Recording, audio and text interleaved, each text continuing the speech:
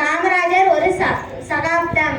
தோழர்களே, நாம் இன்று காமராஜரின் பிறந்த நாளில் காமராஜர் வாழ்வில் நடந்த மறக்க முடியாத சில சம்பவங்களை நாடக வடிவில் 3 காட்சிகளாக பார்ப்போம்.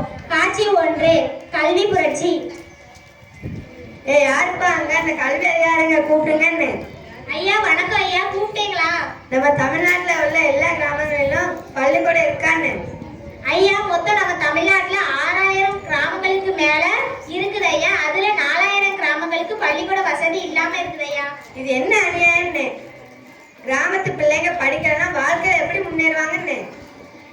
இப்ப என்ன பண்ணுது ஐயா? என்ன பண்றதான், ஊருக்கு ஊரு பள்ளிக்கூடம் திறக்கணும்னு எல்லா கிராமங்களில் உள்ள பிள்ளைகள் எல்லாம் படிக்கிறதுக்கு நான் சட்டம் கொண்டு வர போறேன்னு கல்வி அதிகாரி சுந்தரவடிவேலு இங்க வர சொல்லுன்னு.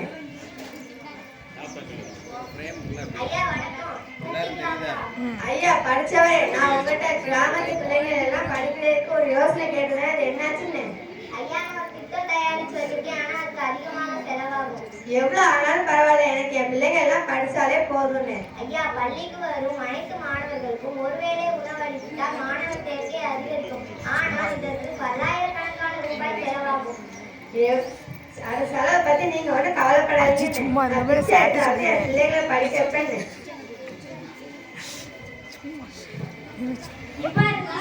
இவ்வாறுதான் தமிழகத்தில் மதிய உணவு திட்டம் அமல்படுத்தப்பட்டது. அடுத்த சம்பவம் காட்சி 2 காண்போம். காட்சி 2, பெல் நிறுவனமும் காமராசரும்.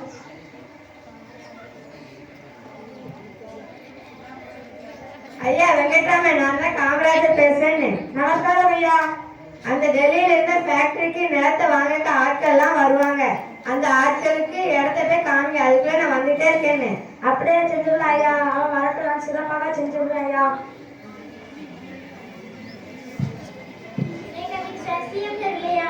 உள்ளே வாங்க, சட்டைக்கு உட்காருங்க.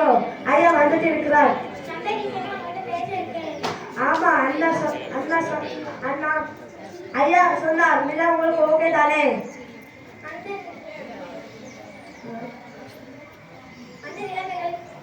எங்களுக்கு நல்ல தண்ணி வசதியுள்ள நிலம் தான் வேண்டும்.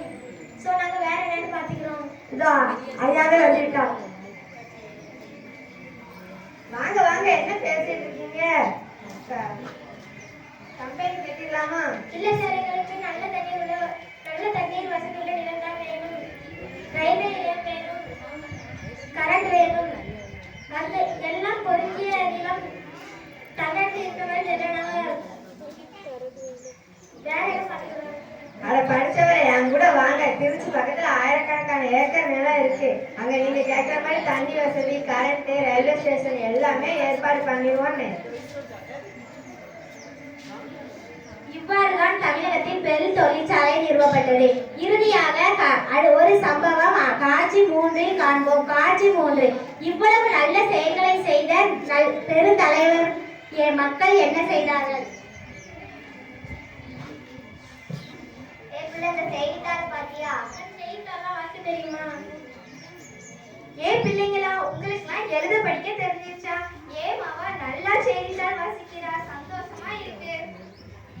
நாங்க எழுத படிக்கிறத பார்த்து சந்தோஷப்படுறோம். நீங்க எங்களுக்கு எல்லாம் சாப்பாடு போட்டு படிக்க வச்ச காமராஜர் ஐயாவை ஏன் தோக்கடிச்சீங்க?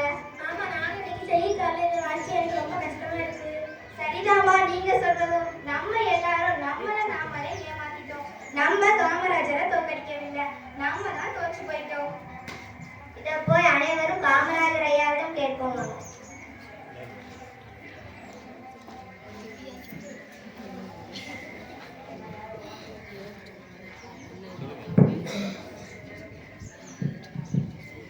என்ன பிள்ளைல எல்லாரும் தனியா வந்திருக்கீங்க, என்ன விஷயம்னு? ஐயா நாங்க இங்க பள்ளிக்கூடம் போக மாட்டோம். என்னாச்சு அப்படி சொல்றீங்க? உங்களுக்கு புத்தி கித்தி கெட்டு போயிட்டானு? இல்லைங்க ஐயா, எங்களுக்கெல்லாம் சாப்பாடு போட்டு படிக்க வச்ச நீங்க, ஆனா எங்களை பெற்றவங்களும் மற்றவங்களும் உங்களை தோற்கடிச்சிட்டாங்க. எங்களுக்கு கஷ்டமா இருக்கு. பிள்ளைகளா, என்னை யாரும் தோற்கடிக்க முடியாது. மக்கள் மனசுல எப்போதுமே நான் சிம்மாசனம் போட்டு உட்கார்ந்துருக்கேன்னு. நான் தோற்றேன் என்பதெல்லாம் செய்தி. ஜனநாயகம் ஜெயித்து விட்டது. அதனால நீங்களாட்டும் பள்ளிக்கூடம் போய் ஒழுங்கா படிச்சு உங்க ஓட்டை ஒழுங்கா பயன்படுத்துங்க. ஆகையால் மாணவர்கள் அனைவரும் சிந்தித்து செயல்படும்.